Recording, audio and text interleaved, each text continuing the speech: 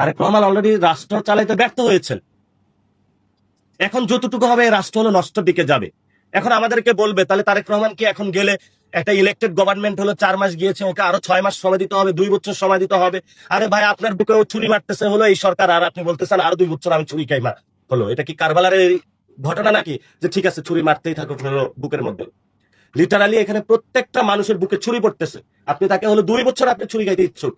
এখানে কিছু বামপন্থী আমাদের সো কল, ওনারা হলো বাম জিনিসটাই শব্দটা হলো বিকৃত করে দিয়েছেন। তারা আমাদেরকে হলো বলতেছে এখানে জামাতকে ঠেকানোর জন্য হলো আমার বুকে আমি ছুরি খাইতে প্রস্তুত আছি।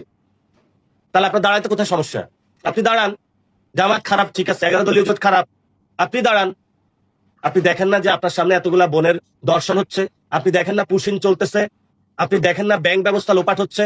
আপনি দেখেন না ক্যাম্পাসে ধান লাগারা লাগা স্লোগান দিচ্ছে?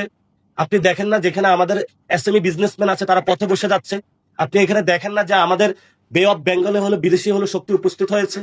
আপনাদের সেই চোখগুলা কোথায় গেছে? বড় বড় রাস্তায় এতদিন কথা বলতেন এই ধরনের জাতীয়তাবাদী, আর এই ধরনের জাতীয়তাবাদীর হলো এই যে একটা আসন দিলেই হলো অথবা 2 টাকা ছিটালে হলো যারা বিক্রি হয়ে যায়, আমরা তাদেরকে এই লাল পতাকার সৈনিকদের আমরা ভালো করে বাংলাদেশে দেখে নিয়েছি।